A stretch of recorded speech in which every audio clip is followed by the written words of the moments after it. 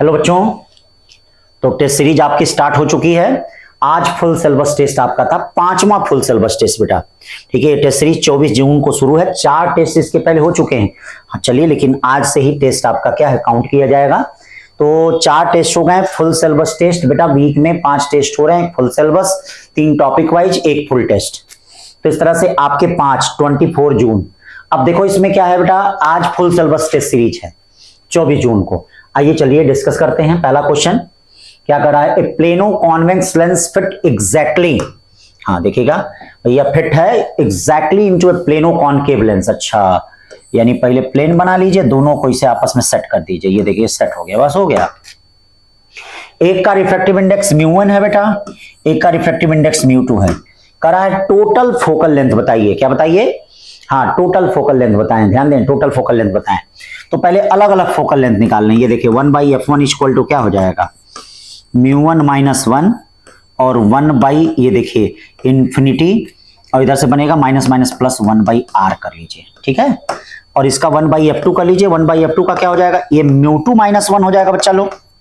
हाँ देखिएगा μ2 - 1, देखिए μ2 माइनस कितना 1, इसका कर लीजिए μ2 माइनस कितना हो गया, ये देखिए μ2 - 1, ये देखिए μ2 - 1, और ये कितना हो जाएगा भैया, ये ध्यान दीजिएगा, ये हो जाएगा इधर से -1/r, माइनस 1 होगा भैया। इधर से बनेगा, इधर का सब कुछ माइनस होता है, इधर का सब कुछ, और ये क्या हो जाएगा -1/∞ हो जाएगा। चलिए दोनों को कंबाइन करते हैं, दोनों को कंबाइन करते हैं। तो कंबाइन करेंगे तो 1/f इक्वल टू क्या हो जाएगा, 1/f1 प्लस 1 कितना f2। देखिए दोनों को कंबाइन करते हैं तो 1/f equal to 1/f1 plus कितना हो जाएगा, 1/f2 हो जाएगा। 1/f equal to 1/f1 plus 1 कितना, f2 हो जाएगा। ठीक है भाई, तो 1/f equal to 1/f1 plus 1 कितना हो जाएगा, f2 हो जाएगा। ठीक है, अब ये कितना हो जाएगा भैया, ये देखिए μ1 - 1/r, और ये कितना हो जाएगा -μ2 - 1 क्या r। तो ये दिख रहे हो, r तो कॉमन हो गया, μ1 - μ2 बचेगा। तो किसी ऑप्शन में μ1 हाँ r/μ1 - μ2 है। पलट जरूर देना क्योंकि फोकल लेंथ पूछ रहा है। ठीक है, तो दोनों कंबाइन करके कैलकुलेशन कर लेंगे। ठीक है, सिंपल सिंपल क्वेश्चन बेटा।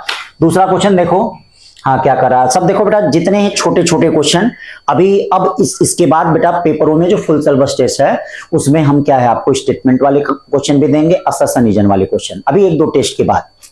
हाँ अभी मैं चाह रहा हूं कि आपको फार्मूले सारे रिवाइज होते रहें, फिर उसके बाद अब फुल सिलेबस टेस्ट में आपका क्या है, हाँ ये सब चीजें भी पढ़ेंगी। ठीक है, तो अब देखिए Young's double slit experiment, 2 equally bright slits are coherent but phase difference π/3। देखिए फेज डिफरेंस π/3 है। Maximum intensity on the I0, then the intensity point on the screen equidistant from the slit is। तो ये बताओ resultant intensity का सबको formula पता होगा। ये देखिए 4I0 cos स्क्वायर 5/2 होता है। तो देखो मैक्सिमम इंटेंसिटी दिया है, इसका मतलब ये पूरा 4I0 की वैल्यू दिया है, ध्यान देना, पूरा 4I0 की वैल्यू दिया है ये। हाँ सावधान रहना है यहाँ पे, हाँ इस पूरे की वैल्यू I0 है, पूरे की हाँ वैल्यू I0 है। ठीक है, कॉस स्क्वायर, ठीक, क्योंकि वो 4I0 जो होता है वो मैक्सिमम इंटेंसिटी होता है। अब कॉस स्क्वायर ये देखिए क्या हो जाएगा π/6। छोटी छोटी गलतियां हो रही हैं, कोई जरूरत नहीं है घबराने की। ठीक है, अब ये कितना होता है, √3/2 होता है। बोलो कितना होता है, हाँ √3 क्या होता है, ये √3। cos π/6 का मतलब √3 क्या होता है, 2 होता है। cos 30 का मतलब √3 का मतलब 3 कितना हो गया, 4। तो है कोई ऑप्शन, एकदम छोटा छोटा। मैं बस इतने चाह रहा हूं कि भैया जितने रिपीटर हैं, रिपीटर का मतलब 11th 12th कर चुके हैं जो लोग, हाँ 11th 12th करने के बाद भी रिपीटर कहा जाता है। रिपीटर का मतलब 4-5 साल नहीं, जितने रिपीटर हैं 12th के बाद ड्रॉपर बैच हैं बेटा, मैं बस यही चाह रहा हूं फुल सिलेबस टेस्ट सीरीज से कि याद रहे आपको पूरा साल भर। जैसे होता क्या, चैप्टर हम लोग पढ़ते हैं तो भूलते जाते हैं, इससे क्या होता है, इससे याद रहता है। ठीक है, हमेशा स्ट्राइक कर रहा है फार्मूला, हाँ रिजल्टेंट इंटेंसिटी का फार्मूला, मैक्सिमम इंटेंसिटी का फार्मूला दिमाग में स्ट्राइक कर। अब बेटा और क्या चाहिए, स्ट्राइक करना चाहिए। तो भैया फुल सिलेबस टेस्ट सीरीज समझ लीजिए सिलेक्शन के लिए रामबाण है, जो कहा जाता है रामबाण उपाय। जैसे आप लोग डॉक्टर बनेंगे भैया, ये दवाई रामबाण है, तो उसी तरह से ये भी है। अब आइए देखिए, बड़ा अच्छा क्वेश्चन है, करा है एलसीआर सीरीज है, एल दिया है, सी दिया है, the source frequency which drive circuit है रेजोनेंस। अब देखो भैया रेजोनेंस फ्रीक्वेंसी फाइंड करनी है, तो ये तो भैया आप लोगों के बाएं हाथ का खेल होगा। एफ इक्वल टू क्या होता है 1/2 पाई और 1 बाई कितना होता है रूट यल सी होता है। ये देखिए 1/2 पाई 1 बाई रूट यल सी, यल भी दिया है सी भी दिया है, तो इसमें कौन सा हो जाएगा, सब रखेंगे तो बी आ जाएगा। ठीक है ना, देखना इस पे क्वेश्चन बहुत आता है, फिर हो सकता है। अब चलिए इसमें देख लीजिए क्या कर रहा है, an ideal gas undergoes cyclic process ABC shown in the figure. ठीक है, यहाँ टेम्परेचर कर रहा है, यहाँ वी नॉट है, तो इसका मतलब पक्का यहाँ कितना होगा टी नॉट होगा। ठीक है, और यहाँ भी क्या होगा 2T नॉट नहीं दिया है लेकिन समझ लीजिएगा हाँ टी नॉट है। कह रहा है कि इस पे प्रेशर देखिए, यहाँ वॉल्यूम कांस्टेंट है, वॉल्यूम कांस्टेंट है, देख लीजिए वॉल्यूम कांस्टेंट है। तो अब वॉल्यूम कांस्टेंट है तो यहाँ लगाइए पीवी इक्वल टू आरटी, तो वॉल्यूम तो कांस्टेंट है, इसका मतलब यहाँ प्रेशर कितना हो जाएगा, ए पॉइंट पे प्रेशर पी नॉट हो जाएगा, और यहाँ क्या हो जाएगा, क्यों, अरे पीवी इक्वल टू आरटी भैया, पीवी इक्वल टू आरटी, इसका मतलब ये भी कांस्टेंट ये भी कांस्टेंट, तो pressure directly proportional to temperature, तो यहाँ प्रेशर कितना हो जाएगा पी नॉट, यहाँ 2T नॉट है तो यहाँ प्रेशर कितना होगा 2P नॉट। तो अब क्या कहा गया, पीबी अपॉन पीए का रेशियो, यानी 2 देख रहे हो कितना आसानी से हो गया, पीबी अपॉन पीए, पीबी पे कितना है 2P, पीए पे कितना है पी नॉट, तो ये कितना हो गया 2 हो गया, कितना हो गया 2 हो गया। अब आइए 4 के बाद 5 चलते हैं, क्या कर रहा है 5 कर रहा है, ultra violet light of wavelength 280 nanometer 280 nanometer है। ठीक है, is used in an experiment on photo electric effect with lithium work function 2.5 electron volt, 2.5 electron. The maximum and minimum kinetic energy of photo electron if anode voltage is 3 volt. ठीक है, anode voltage is 3 volt. Maximum और minimum कह रहा है, क्या कह रहा है मैक्सिमम और मिनिमम क्या kinetic energy of photo electrons. ठीक है, if the anode voltage is 3 volt, अगर एनोड वोल्टेज क्या है 3 वोल्ट है तो क्या होगा maximum and minimum kinetic energy of photo electron. तो इसके लिए बेटा सबसे पहला काम आप क्या करिए, आप के मैक्स निकाल लीजिए। देखिए के मैक्स क्या निकालेंगे, H new minus work function. ये देखिए के मैक्स क्या हो जाएगा, एच न्यू कितना होगा भैया, एच न्यू होगा 1240 अपॉन कितना 280 माइनस वर्क फंक्शन क्या है 2.5। तो जब यहां से निकालेंगे तो ये जो के मैक्स हो जाएगा बेटा वो कितना हो जाएगा 1.9 इलेक्ट्रॉन वोल्ट हो जाएगा। अब कह रहा है कि इस पे जो है एनोड वोल्टेज भी दे दिया जाए, जैसे मान लीजिए आपके पास 10 रुपए है और मम्मी पापा 100 रुपए दे दिए, तो अब कितना हो जाएगा 110। तो बेटा इनके पास मैक्सिमम कितनी काइनेटिक एनर्जी है 1.9 इलेक्ट्रॉन वोल्ट। अब देख रहे हो एनोड वोल्टेज भी मिल गया 3 वोल्ट, अब क्या हो जाएंगे बारूद हो जाएंगे। इसका मतलब इनकी मैक्सिमम काइनेटिक एनर्जी कितनी हो जाएगी 4.9 हो जाएगी। 3 इसमें समझ रहे हो ना, जैसे 10 रुपए हमारे पास है 100 रुपए हमारे पापा दे दिए तो 110 हो गया। ठीक है, तो ये इनके पास तो ये किसके कारण था, ये जो इमिशन कर रहा था मतलब जो इंसिडेंट रे थी उसके कारण था, और खुद का जो वोल्टेज हम देंगे उसके कारण 3 इलेक्ट्रॉन वोल्ट, यानी प्लस 3 इलेक्ट्रॉन वोल्ट का मतलब मैक्सिमम कितना हो जाएगा, ये देखिए 4.9 इलेक्ट्रॉन वोल्ट। ठीक है, तो मैक्सिमम ये, और मिनिमम कितना हो जाएगा भैया, मिनिमम 1.9 नहीं, मिनिमम कितना रहेगा, मिनिमम 3 तो रहेगा ही, कम से कम 3 उस पे क्या है, क्योंकि 3 जैसे मान लीजिए अब हमारा 10 रुपए नहीं था, हमारे पापा जो 100 रुपए दिए हैं तो हमारे पे मिनिमम कम से कम कितना रहेगा 100 रहेगा ही, और 10 रुपए अपना भी जोड़ लेंगे तो मैक्सिमम कितना हो जाएगा 110। तो इसीलिए मिनिमम कितना रहेगा 3 इलेक्ट्रॉन वोल्ट रहेगा। ये देखिए मैक्सिमम ये हो गया, मिनिमम ये हो गया। हम मिनिमम में 1.9 मत मारना, क्यों जानते हो, क्योंकि ये 3 इलेक्ट्रॉन वोल्ट 3 वोल्ट इसमें क्या है जुड़ा हुआ है। ठीक है बच्चों, तो ध्यान देना इसको। ठीक है, सिंपल क्वेश्चन था, बड़ा अच्छा क्वेश्चन है। हाँ, यहां पे ये देखिए क्या दे रहा है, डिस्प्लेसमेंट दिया है y इक्वल टू, यहां तक करेक्शन है -2/3t² plus 16t+2। How long does the body take to come to rest, मतलब कितना समय लेगी बॉडी रेस्ट में आने के लिए, कितना समय लेगी बॉडी रेस्ट में, यानी y इक्वल टू ये देखिए -2/3t² plus 16t+2। How long does the body take to come to rest, मतलब कितना बॉडी हाँ लेगी क्या है रेस्ट पे आने के लिए। तो इसका मतलब आप डिफरेंशिएट करके वेलोसिटी निकाल दीजिए। ये देखिए dy/dt हो गया, ये कितना हो गया -4/3t हो गया प्लस 16 हो गया। इसका मतलब अगर बॉडी रेस्ट पे हो रही तो उसकी वेलोसिटी 0 हो जाएगी पक्का, यानी -4/3t इक्वल टू कितना हो गया -16 कट गया, t इक्वल टू क्या हो जाएगा t इक्वल टू 16 3 48 4 12 सेकंड आएगा, कितना आएगा 12 सेकंड आएगा। ठीक है ना भैया 12 सेकंड। 6 के बाद 7 चलते हैं। 7 कह रहा भैया solid sphere rotating in free space if the radius of sphere is increase keeping the mass same, which one of the following will not be affected, कौन सा इसमें से अफेक्ट नहीं होगा। तो बेटा आप जानते हैं कि अगर हम शेप में चेंज करते हैं तो उस कंडीशन में एंगुलर मोमेंटम क्या रहता है, कंजर्व रहता है। क्या कंजर्व रहता है, एंगुलर मोमेंटम। कौन कंजर्व रहता है, एंगुलर मोमेंटम। तो ये देखिए एंगुलर मोमेंटम क्या रहेगा, कंजर्व रहेगा। ठीक है ना भैया, एंगुलर मोमेंटम वहां पे क्या होता है, ध्यान दीजिएगा, कंजर्व रहता है। ठीक, तो एंगुलर मोमेंटम कंजर्व रहेगा। 7 के बाद 8वां, a ring start from rest acquire angular speed 10 radian per second in 2 second.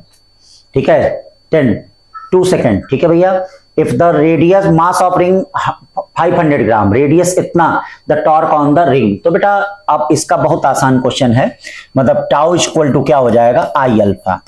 और देखिए रिंग किया जा रहा है, रिंग का मोमेंट ऑफ इनर्शिया सबको पता ही है, mr स्क्वायर अल्फा। अब अल्फा क्या हो जाएगा, अल्फा देख लीजिए, ओमेगा दे दिया है, टाइम दे दिया है, ये देखिए अल्फा दे दिया, 10 दे दिया है, टाइम दे दिया है।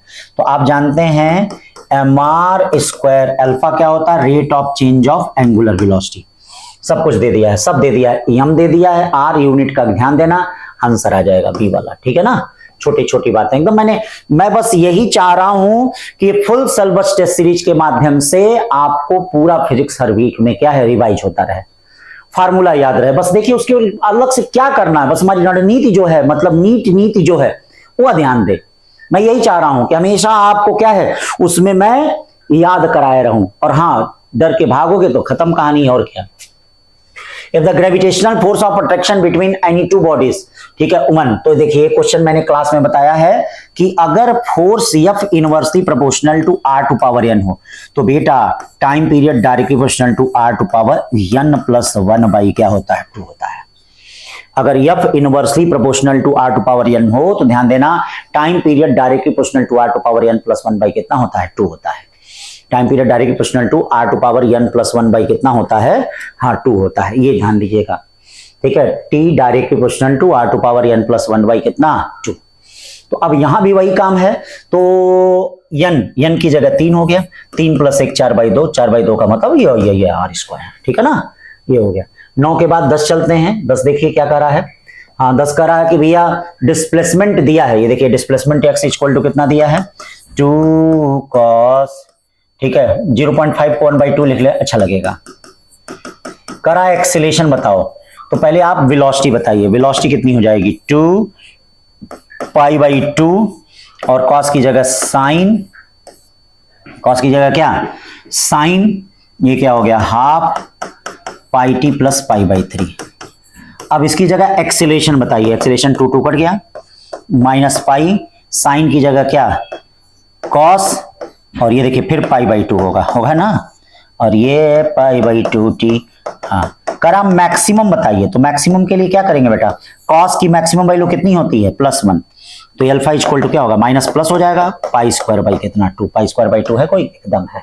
तो छोटे छोटे क्वेश्चन। हाँ, द इलेक्ट्रिक पोटेंशियल देखो दिया है 5 + 4x², चार्ज दिया है, करा फोर्स बताओ एट x इक्वल टू 0.5 पे, क्या करा फोर्स बताओ x इक्वल टू किस पे, 0.5 पे। तो इसके लिए बच्चा जानते हो सबसे पहले इलेक्ट्रिक फील्ड बताओ, क्या बताओ, आओ बताओ इलेक्ट्रिक फील्ड कितनी होगी, E इक्वल टू कितना हो जाएगा, -dB/dx। चलो इलेक्ट्रिक फील्ड कितना हो जाएगा, हाँ मॉड वैल्यू ले लो, कोई आंसर में माइनस में है नहीं। हाँ, तो उसका 5 का डिफरेंशिएशन करोगे 0, 8x आ जाएगा, कितना आ जाएगा। चलो अभी x की वैल्यू जरा 1/2 ले लो, इलेक्ट्रिक फील्ड कितना आ जाएगा, 4 न्यूटन पर कूलम। अब बोलो फोर्स कितना होता है बच्चा, QE, Q कितना दिया है, अरे बोल नहीं रहे हो, Q कहां गया जी, हाँ Q दिया है 2 × 10⁻⁶ और इंटू ये क्या हो जाएगा 4, यानी 8 × 10⁻⁶, 8 × 10⁻⁶। देखो एकदम फार्मूले, बस मैं इतना चाह रहा हूं कि मेरा बच्चा फार्मूला याद करे, ठीक है, क्योंकि भैया अभी देखो, अभी जो 23 जून वाला भी नीट का पेपर हुआ, देखो वही फार्मूले बेस्ड है सब, तो बेटा फार्मूले को याद करें। In an AC generator the number of turns in the coil is, number of turns in the coil is 200 दिया है, चलिए नंबर ऑफ टर्न्स दिया है, ठीक है। मैग्नेटिक फील्ड पीक वैल्यू आप जानते होंगे, peak value of induced EMF क्या होता है, NBA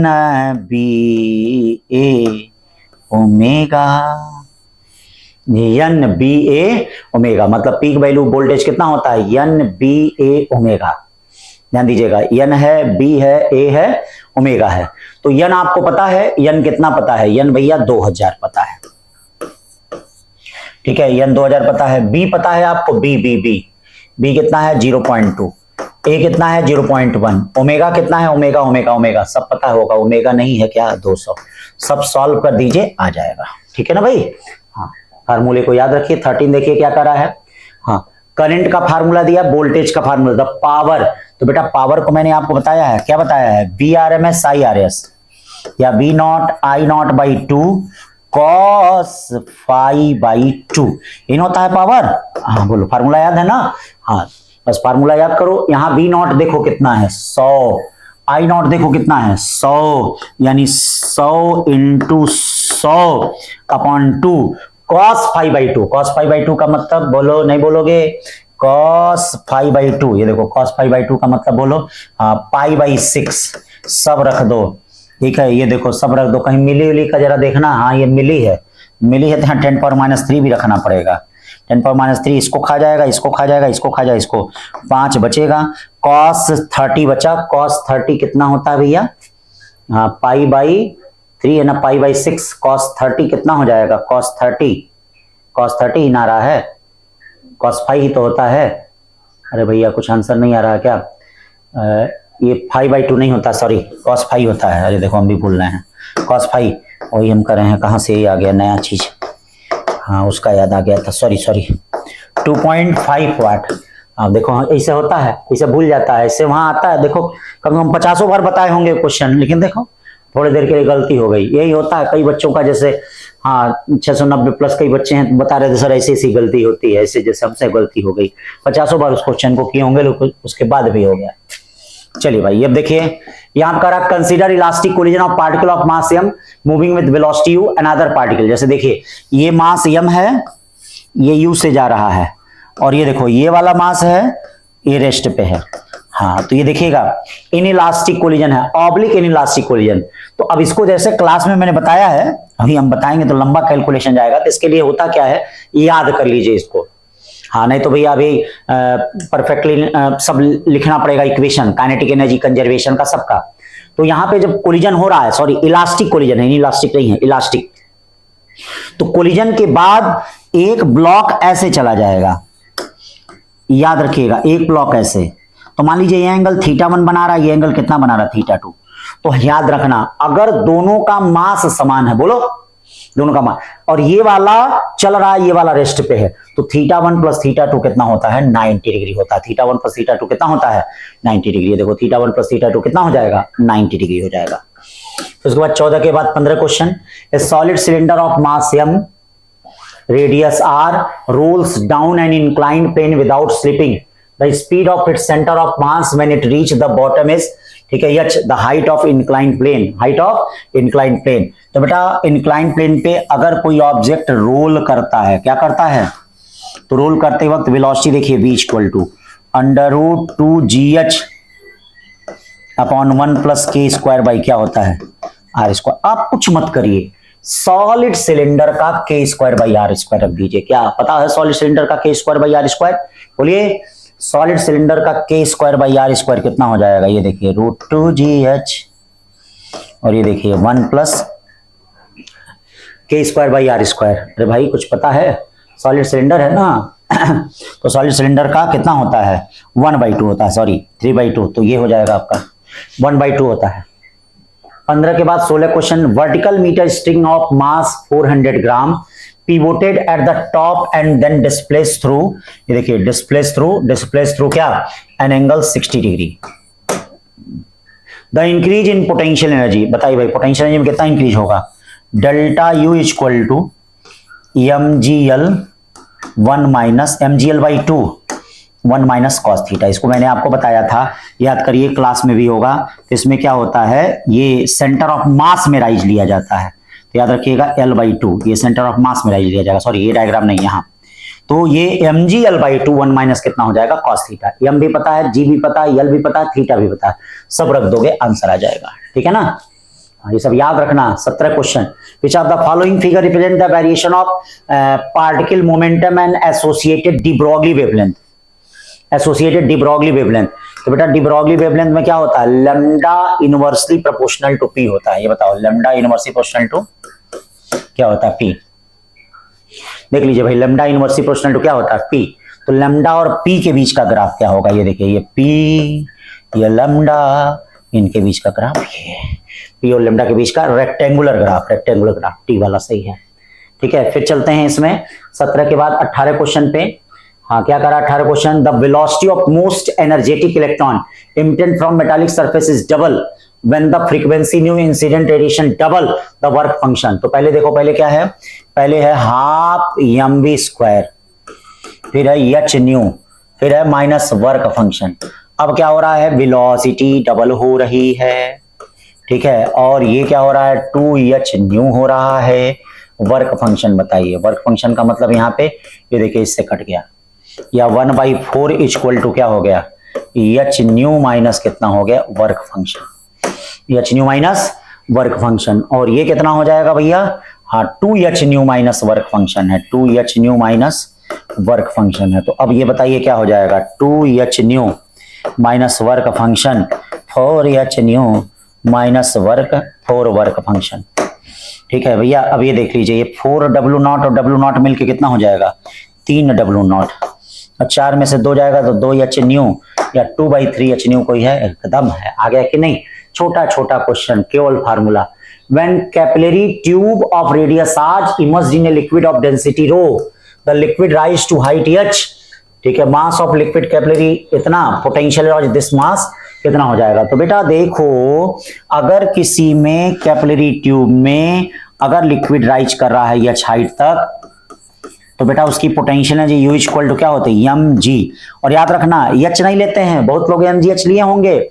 h क्या होता है, displacement in centre of mass होता है। तो ये बताओ, जब h हाइट लिक्विड भरा है तो इसमें सेंटर ऑफ मास में डिस्प्लेसमेंट कितने का होगा भाई, h/2 का होगा। कितने का होगा, तो याद रखना इसकी पोटेंशियल एनर्जी mgh/2 होगी। कितनी होगी पोटेंशियल एनर्जी, mgh/2 होगी। तो इसकी जो पोटेंशियल एनर्जी होगी वह mgh/ क्या है, हाँ 2 होगी। फिर इसके बाद देखिए यहाँ पे क्या कहा जा रहा है, 20वां क्वेश्चन कहा जा रहा है, in the circuit shown in the figure the cell E1 E2 have the EMF 4 volt and 8 volt and internal resistance 0.5 ohm and 1 ohm, then the potential difference across E1 E2। तो इसके लिए सबसे पहला काम करंट आप निकाल लें। तो देखें यहाँ क्या होगा, ये देखिए, ये माइनस हो जाएगा, प्लस हो जाएगा, ये प्लस हो जाएगा, ये माइनस हो जाएगा। देख लीजिए, माइनस हो गया, प्लस हो गया, प्लस हो गया, ये माइनस हो गया। देख लीजिए, माइनस हो गया, ये प्लस हो जाएगा, ये प्लस हो जाएगा, और ये क्या हो जाएगा, माइनस। प्लस और माइनस, देख रहे हैं ना, माइनस हो गया, प्लस हो गया, प्लस हो गया, और क्या हो गया, हाँ माइनस हो गया। तो पहले नेट ईएमएफ निकाल दें, नेट ईएमएफ हो गया 4। फिर टोटल रेजिस्टेंस देख लें, ठीक है, 3 और 6 ये 2 हो जाएगा, 6.5 7 8 यानी 1/2 एम्पियर करंट आई। करंट कितनी आई, तो अब देखिए इसमें बड़ा सेल कौन है, ये सेल है, तो इधर से करंट निकलेगा। आओ करंट, करंट आ जाओ, आओ करंट आओ। यहां से करंट 2 पार्ट में डिवाइड होगा, एक इधर एक इधर। तो अब ये देखिए, ये वाला सेल डिस्चार्ज हो रहा है, ये वाला सेल चार्ज हो रहा है। तो जब ये वाला सेल डिस्चार्ज हो रहा है, हाँ पहले किसका निकालना है, E1 का। ये वाला सेल चार्ज हो रहा है, तो E1 प्लस कितना हो जाएगा, IR1 हो जाएगा, या V1 इक्वल टू E1 कितना होगा 4, I कितना हो जाएगा 1/2, R1 कितना हो जाएगा 0.5। ठीक है भाई, 0.25, इसका मतलब कितना हो जाएगा 4.25, 4.25 आ गया। चलिए V2 कितना हो जाएगा भैया, V2 E2 minus IR2, E2 minus IR2। E2 कितना है 8, I कितना है, ध्यान दीजिएगा, I कितना है, नहीं समझ रहे हैं कहा, I है 1/2। R2 कितना है, R2 है 1। तो 8 में से 8 दूनी 16, 16 में से गया 17/2, 17/2 का मतलब 17/2, अरे गड़बड़ गया क्या, गड़बड़ हो जा रहा है, नहीं सही है, 7.5 वोल्ट, इसका मतलब सी वाला होगा। ठीक, सही। तो 20 के बाद 21 के क्या करा, in the given figure when the galvanometer show deflection, galvanometer क्या शो करा, deflection, no deflection, so no deflection, on नहीं, current flowing through the 5 ohm. ठीक, 5 ओम में करंट बताना। तो ये देखिए, ये व्हीटस्टोन ब्रिज है, व्हीटस्टोन ब्रिज का मतलब क्या होता है, ये P/Q = R/S, बोलो भाई, व्हीट स्टोन ब्रिज का मतलब क्या होता है, P by Q equal to R by क्या, यस, मतलब P by Q equal to R by yes. P by Q का मतलब भैया ध्यान दीजिएगा 8/2 इक्वल टू 20/5। इसका मतलब ये व्हीट स्टोन ब्रिज क्या कर रहा है, फॉलो कर रहा है। देख लीजिए भाई, व्हीट स्टोन ब्रिज क्या कर रहा है, फॉलो कर रहा है। तो जब व्हीट स्टोन ब्रिज फॉलो करेगा तो इसका मतलब पक्का, क्या पक्का, पक्का ये क्या है, ठीक है, इसमें कोई करंट नहीं जाएगी। अब इसमें आपको करंट बताना है, तो करंट के लिए मैंने आपको बताया है, मान लीजिए करंट आई हो, I2 हो, I1 हो, इधर का रेजिस्टेंस R1 हो, इधर का R2 हो, और इसमें हमको करंट निकालना है। क्या निकालना है इसमें, जो इस आर्म में, तो इसके लिए I2 इक्वल टू क्या होगा, I इधर का नहीं, इधर का लिया जाएगा R1 upon R1 plus R2। अभी सब छोटे मोटे फार्मूले याद होंगे आपको, यानी I2 equal to I R1 upon R1 plus R2, यानी I2 इक्वल टू क्या हो जाएगा, ये देखो I2 इक्वल टू I कितना हो गया जरा बताना, I है 2.1, उधर का रेजिस्टेंस कितना हो गया 8 2 10, अब 10 और 25 कितना हो गया 35, सॉल्व कर दो क्या जाएगा 0.6 एम्पियर। बहुत आसान होता है बेटा, इसको याद किए रहना। जैसे याद कर लो, मान लो इधर का रेजिस्टेंस R1 है, बोलो इधर का रेजिस्टेंस R2 है, बोलो ये देखो इधर से करंट I है और इधर से क्या है I1 है, इसमें क्या है I2 है। अब देखो अगर I1 निकालना है तो I into R2 upon R1 plus R2 कर दो बेटा, और बेटा अगर I2 निकालना है तो I2 के लिए क्या हो जाएगा I R1 अपॉन कितना हो जाएगा R1 प्लस R2।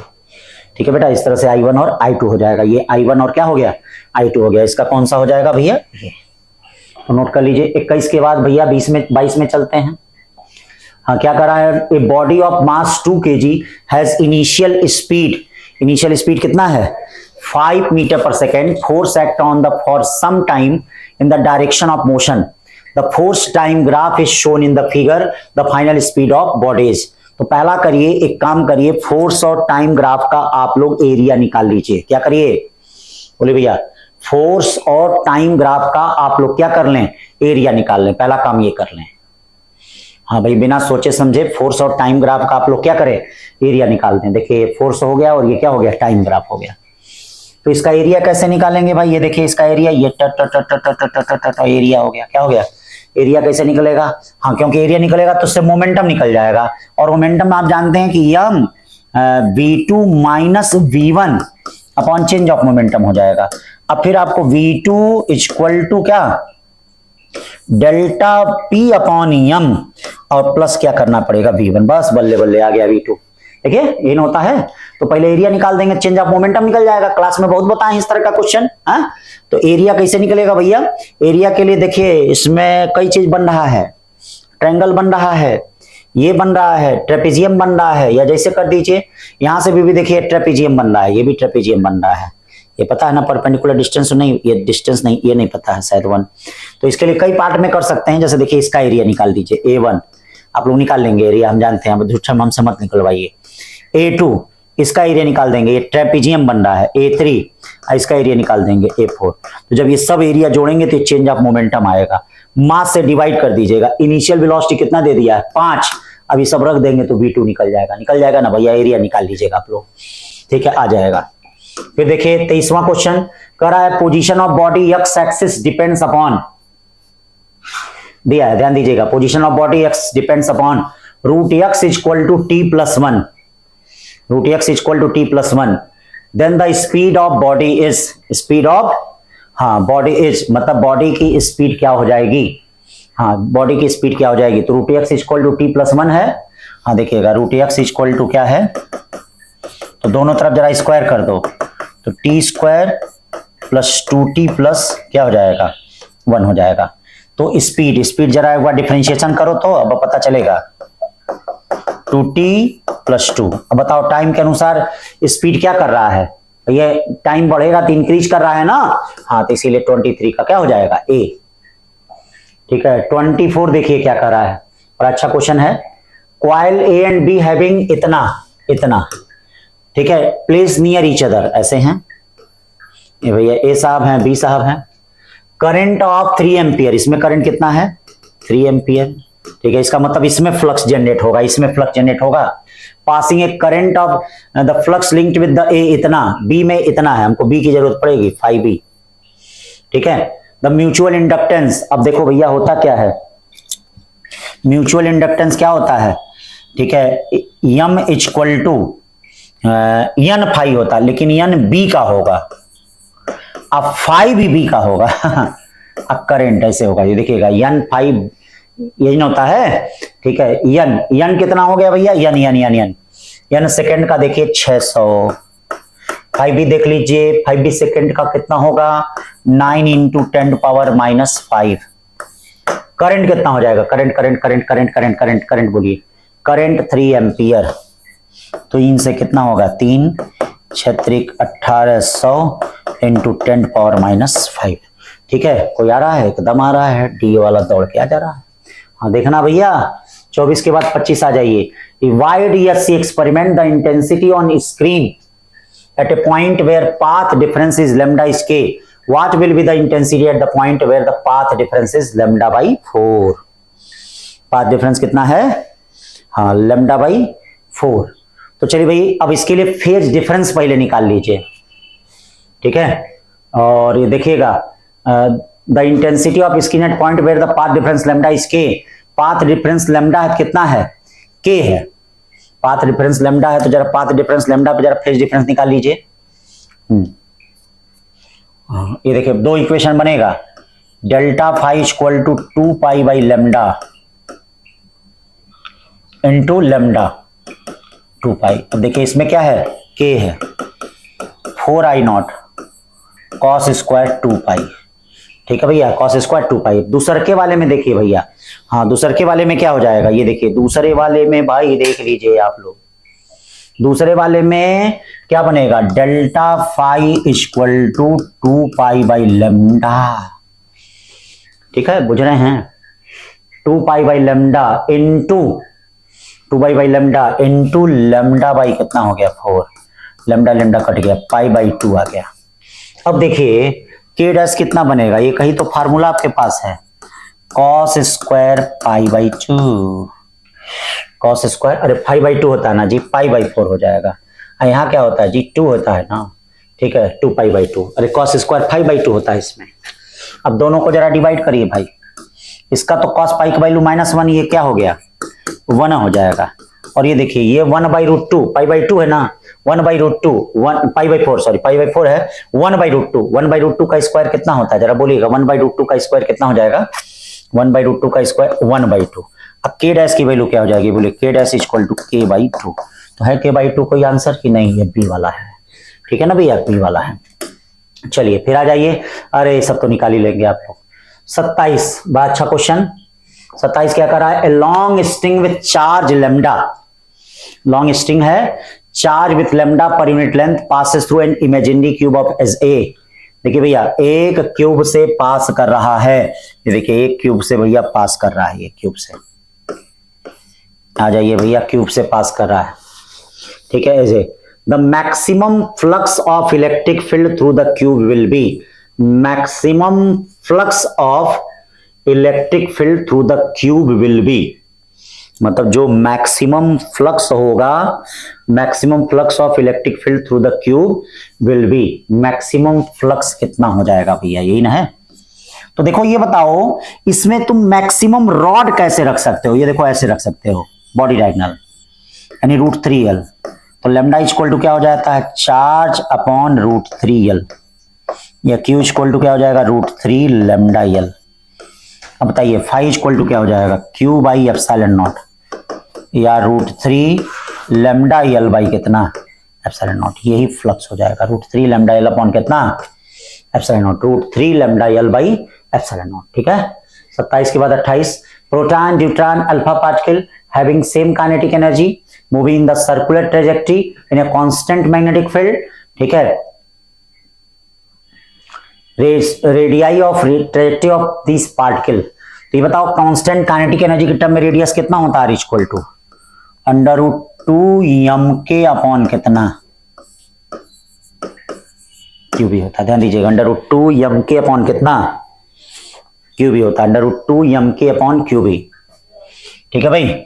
अब देख लीजिए कौन कौन है, आर प्रोटॉन, इसमें किसका किसका रेशियो दिया है जी, आर अल्फा, चलो दो तो है ही, or proton, or neutron, or क्या अल्फा पार्टिकल। चलिए प्रोटॉन का लिखते हैं, प्रोटॉन का मास और चार्ज सबका ये रूट में m बाई कितना होगा q, न्यूट्रॉन का रूट में 2m हो जाएगा और अल्फा पार्टिकल का रूट में 4m/2q।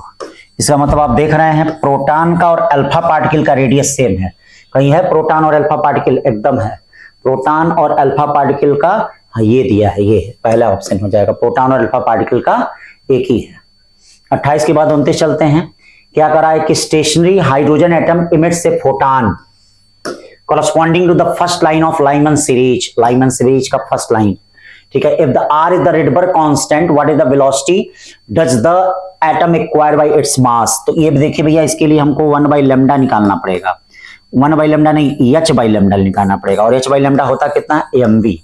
ये कितना हो जाएगा h r z square 1/n1 का स्क्वायर माइनस 1/n2 का स्क्वायर हो जाएगा, ठीक है भैया।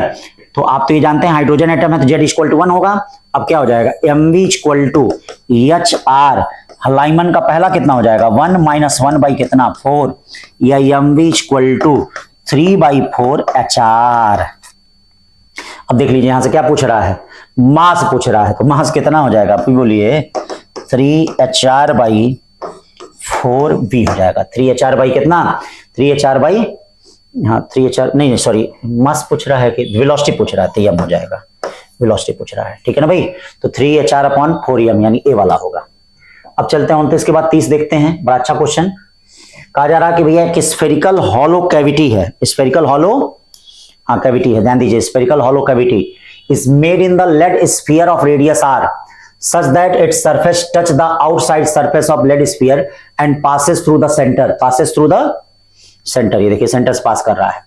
What is the shift in the center of mass of lead sphere due to hollowing? तो पहले ये देखिए यहां पे जहां से सेंटर ऑफ मास पूछा जा रहा है, देखना स्फीयर है डिस्क नहीं है, हाँ तो इसका मतलब यहां पे जब बनाओगे तो अब क्या बनाओगे, ठीक है पहले आपको मास निकालना पड़ेगा। तो पूरा मास कितना हो जाएगा m1 इक्वल टू m, और कट पार्ट का मास क्या हो जाएगा माइनस m बाई कितना 8। हाँ भाई r/2 रेडियस कट कर रहा है ना, मैं आपको बताया हूं कट पार्ट का जो मास हो जाएगा वह कितना हो जाएगा m/8। ये देखिए कट पार्ट का हो गया। अब पहले सेंटर ऑफ मास यहां क्या था 0 0, यहां क्या रहा होगा r/2, 0। इसका मतलब y एक्सिस तो 0 है, x एक्सिस है, तो x एक्सिस में है तो चलो x axis centre of mass निकाला जाए क्या होगा। अब देखिए नया सेंटर ऑफ मास क्या हो जाएगा m1, ठीक है x1 plus m2 x2 upon m1 plus m2। y axis में नहीं होगा, हाँ m1 बोलो पहला m है, x1 कितना है 0, कैसे x1 0 है, देख लो यहाँ x1 0 है ना, यहाँ x2 क्या है r/2।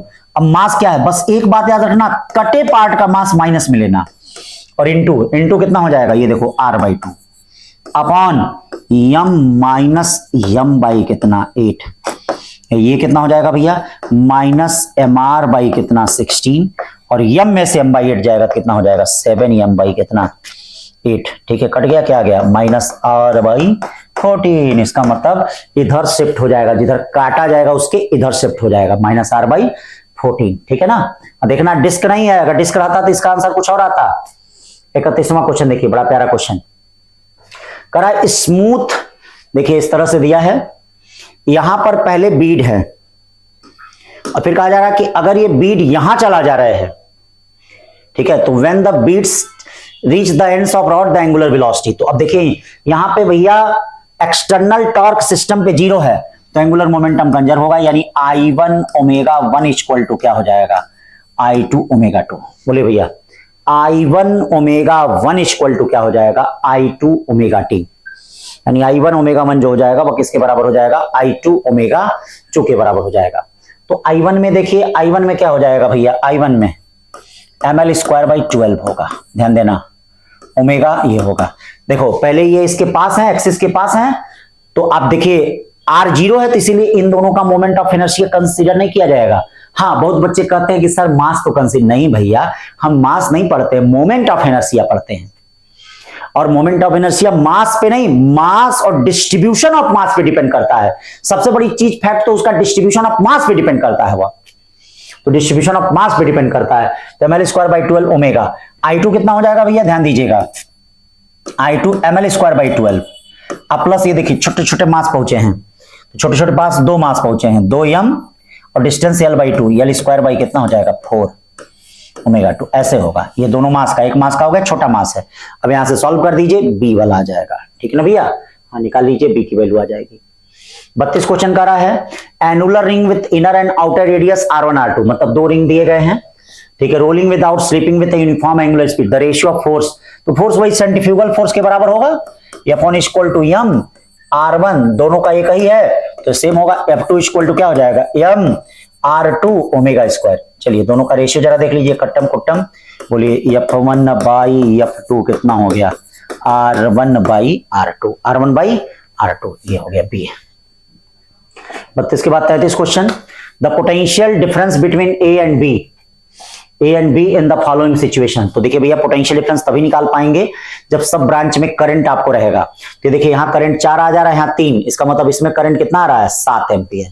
तो 7 एम्पियर जादू तो हुआ नहीं होगा, 5 यहां से आ रहा है, इसका मतलब 2 यहां से आ रहा होगा, तभी तो। अब आपको ए और बी के बीच का पोटेंशियल डिफरेंस निकालना, बस ए और बी के बीच। तो लंबी चेन देखिए ए और बी के बीच, इसमें देखिए ये 2 ओम है, इधर से करंट आ रहा तो ये प्लस होगा, ठीक है, ये माइनस होगा, ठीक। कितना करंट आ रहा 5 एम्पियर, तो इसका मतलब ये होगा। फिर ये देखिए ये कितना हो जाएगा, ये 10 वोल्ट। फिर इसका कितना हो जाएगा, ये देखिए 1 ओम, इसमें 7 एम्पियर करंट आ रहा है, ये प्लस होगा माइनस होगा। और ये देखिए ये बचा कितना 5 वोल्ट। तो मैंने क्या बताया है, याद करिए, ए और बी का पोटेंशियल डिफरेंस के लिए मैंने आपको बताया B A minus B equal to, पहले टर्मिनल का साइन लेते हुए, पहले टर्मिनल का साइन +10, ये -10, ये क्या हो गया 7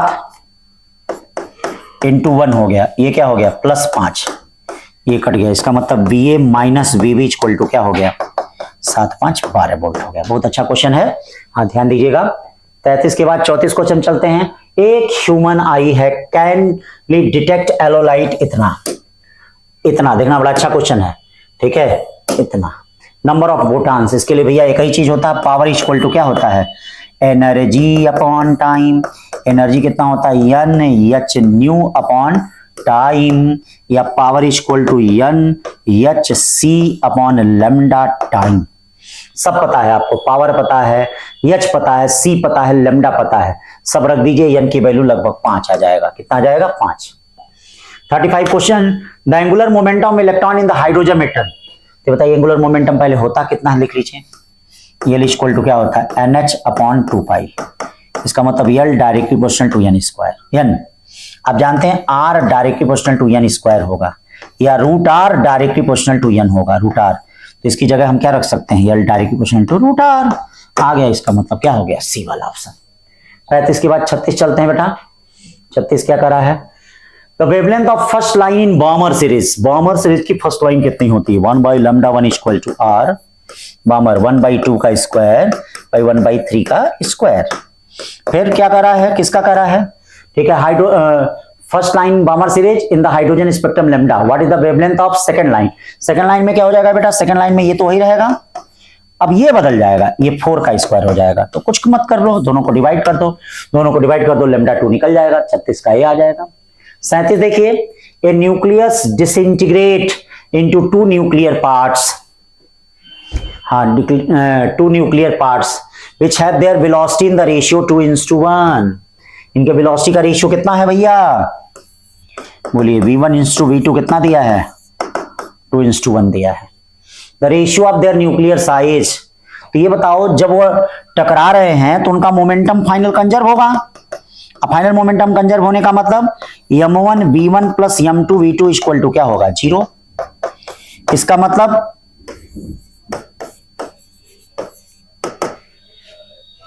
m1 अपॉन m2 कितना हो जाएगा -v2 अपॉन कितना v1। देखिए m1 अपॉन m2 कितना हो जाएगा -v2 upon v1। -v2 upon v1 का मतलब क्या हो जाएगा भैया, हाँ 2 कितना हो जाएगा 1, ठीक है। ये देखिए -v2 v1 का मतलब कितना हो जाएगा 2/1। अब रेडियस का रेशियो, न्यूक्लियर साइज, तो इसका मतलब R1/R2 क्या होगा, ठीक है, R1/R2 क्या हो जाएगा, ध्यान देना, ये देखना, ये किसका, ये M1/M2 किसका, the ratio of their nuclear size.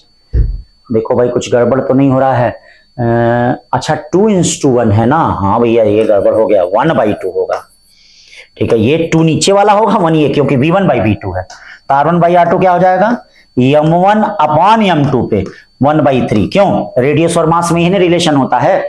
चलिए यहां रखेंगे तो कितना हो जाएगा, 1/2 पे भैया 1/3, तो कौन सा रेशियो हो जाएगा, टी। ये हो गया 37। 38 क्वेश्चन चलते हैं, बड़ा अच्छा क्वेश्चन।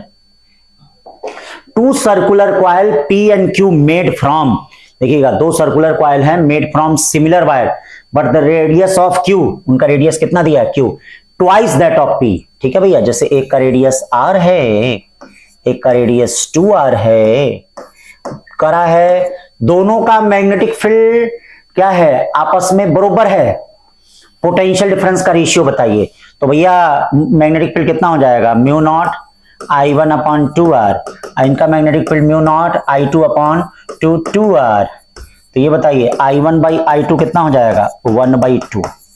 अब देखिए पोटेंशियल डिफरेंस क्या होता है, BP/BQ, BP/BQ कितना हो जाएगा, BP/BQ, BP/BQ IP, हाँ IP, हाँ IP RP upon IQ RQ, IP/IQ का रेशियो 1/2 है, और देखो इसकी लंबाई की डबल है, तो इसका रेजिस्टेंस भी इसका क्या होगा, डबल होगा कि नहीं भाई, B = IP/IQ कितना आ गया, कुछ गड़बड़ तो नहीं हो रहा है ना,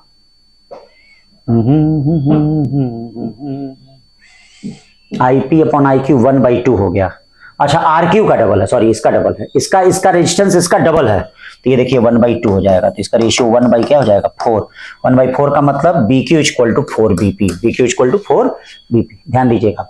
38 के बाद 39 क्वेश्चन करा है, फोर्स दिया है, डिस्प्लेसमेंट दिया है, the work done is 0, the value of x, तो डॉट प्रोडक्ट ले लीजिए, डॉट प्रोडक्ट 0 कर दीजिए, x की वैल्यू आ जाएगी, क्यों।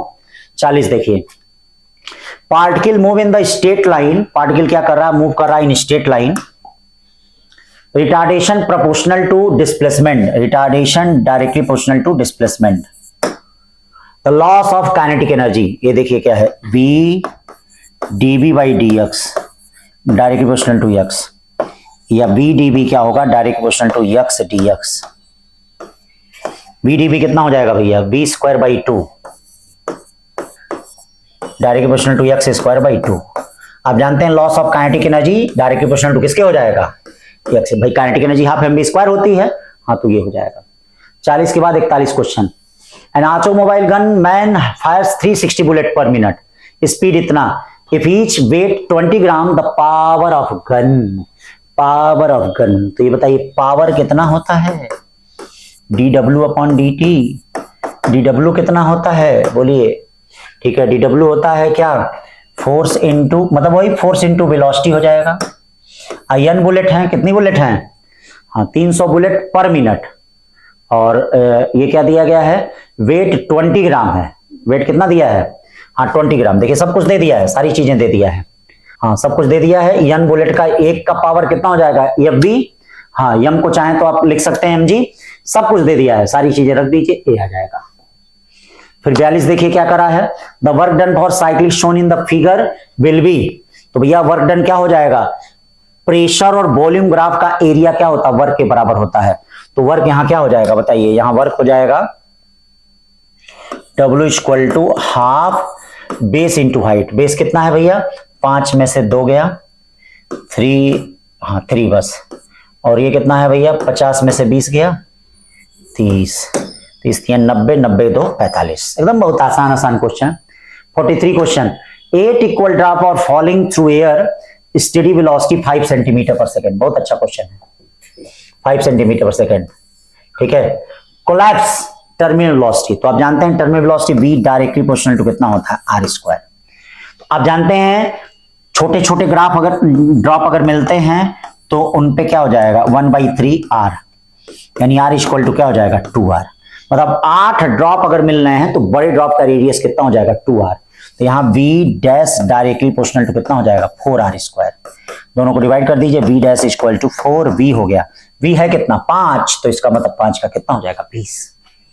43 के बाद 44 चलते हैं, देखते हैं, बड़ा अच्छा क्वेश्चन। हाँ देखिए कह रहा है कि भैया what will be the average force. मैंने आपको बताया है अगर थीटा इधर से दिया हो तो एवरेज फोर्स होता है 2mv cos theta upon time t। Theta अगर इधर से दिया है तो फोर्स होता है क्या 2mv, याद करिए, साइन थीटा बाई कितना t। m भी पता है, b भी पता है, थीटा भी पता है, सब रख दीजिए, दौड़ के चलाएगा। ठीक है। 45 क्वेश्चन देखिए, a block rest on the rough incline plane. एक ब्लॉक जो है रफ इंक्लाइन प्लेन पे रेस्ट है, ये देखिए ए ब्लॉक, ठीक है, rest on the rough incline plane making an angle of 30 degree, making an angle of 30 degree with the horizontal. The coefficient of static friction between the block and plane is 0.8। If the frictional force on the block is 10 Newton, frictional force block पे कितना है ध्यान दीजिएगा 10 Newton है। कितना frictional force, ठीक है, करा मास। तो अब बताइए इसका वेट कैसे लगेगा mg, ये कौन सा कंपोनेंट होगा mg साइन थीटा। इसका मतलब अगर रेस्ट पे है तो mg sine theta frictional force को बैलेंस कर रहा है। क्यों, देख लो कितना आसान आसान question. mg sine theta frictional force को बैलेंस करेगा। m दिया है, g कितना होगा बोलो, जी 10। साइन कितना है, अरे बोल नहीं रहे हो, साइन 30, साइन 30 1/2। f कितना है, f 10 कट गया। m इक्वल टू क्या हो गया 2 kg। m इक्वल टू कितना हो गया 2 kg। 45 के बाद 46 question, uniform rod AB of mass m length two a falling freely without rotation under gravitation with AB horizontally. मतलब ये AB है, ऐसे गिर रहा है। हाँ ये देखिए सेंटर ऑफ मास होगा, मतलब ए डिस्टेंस, तो ऐसे गिरेगा, ये ऐसे गिरेगा, ऐसे राउंड, ठीक है, जैसे हाथ है हमारा ऐसे ये। तो इसका मतलब क्या होगा यहाँ पे ध्यान दीजिएगा, लीनियर मोमेंटम यहाँ लगेगा mv, हाँ पूरा 2a नहीं होगा a i ओमेगा। अब देखिएगा mva, ठीक है, i क्या होगा, i इसके थ्रू होगा मोमेंट ऑफ इनर्शिया, यानी 1/3 m, ठीक है, डिस्टेंस कितना होगा 2a, पूरा 2a का होल स्क्वायर। बस ओमेगा लगा दीजिए, यहां से ओमेगा सॉल्व कर दीजिए, ओमेगा सॉल्व कर देंगे तो कोई न कोई आएगा ही, ठीक है, जरूर आ जाएगा। ठीक है। 47 question, E and B are the electric and magnetic field vectors of the electromagnetic wave, then the direction of propagation of electromagnetic wave is along the direction of. तो डायरेक्शन ऑफ प्रोपेगेशन पूछ रहा है बेटा wave का। तो आप जानते हैं कि ये कौन सा होता है, ये इलेक्ट्रिक वेक्टर होता है, ये मैग्नेटिक वेक्टर होता है।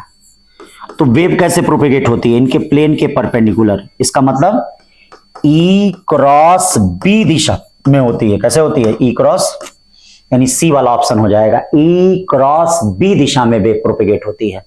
वेव किस में प्रोपेगेट होती है, E क्रॉस, हाँ B में होगी, तो E क्रॉस B हो जाएगा। 47 के बाद 48, द डिस्प्लेसमेंट ऑफ पार्टिकल दिया गया है, आपको एम्पलीट्यूड बताना है। तो इसका एम्पलीट्यूड बताने का तरीका मैं आपको बता दिया हूं, रूट में 4 का स्क्वायर, इसका भी 4 है, इसका भी 4 स्क्वायर, और ये देखिए साइन क्या पाई टी प्लस 10 इनवर्स 4/4, ये मैं आपको बताया हूं। ठीक है, मतलब कोई भी वेव अगर इस तरह से रहती है तो ये देखिए 4 इसका भी है, 4 इसका भी है, तो ये x इक्वल टू कितना हो जाएगा, ये 4√2 हो जाएगा, 4√2 साइन पाई टी प्लस पूरा वेव भी हमने बता दिया π/4। 10 इनवर्स 1 का मतलब कितना होता है π/4, तो ये देखो ये कितना हो गया 4√2 हो गया, 4√2। 49 question, 20 joule of work is done on the gas when it is the compressed suddenly if the charge is adiabatic the internal energy of gas would be. तो इंटरनल एनर्जी कितना हो जाएगा, डेल्टा Q माइनस W। हाँ, compressed हो रहा suddenly, ठीक है, तो सडनली हो रहा है तो इसका मतलब क्या हो जाएगा, हाँ तो क्या पूछ रहा है, change is adiabatic the internal energy of gas would be. तो भैया ये क्या हो रहा है आपका, ठीक है, एडियाबैटिक है तो डेल्टा U क्या होगा माइनस W के।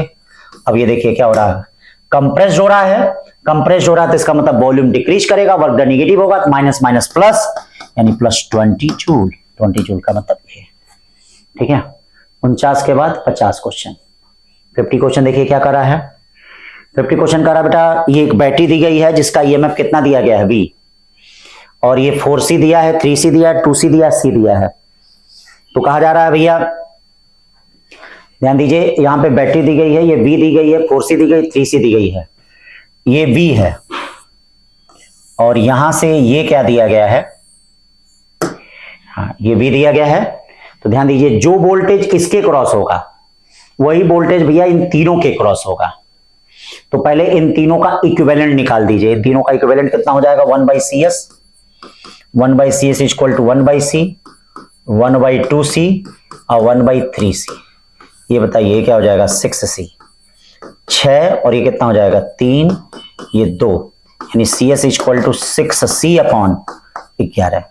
अब जो चार्ज इसमें होगा वही चार्ज इसमें भी होगा, तो चार्ज Q2 इक्वल टू कितना हो जाएगा, CS इंटू V, यानी 6C अपॉन 11 हो गया।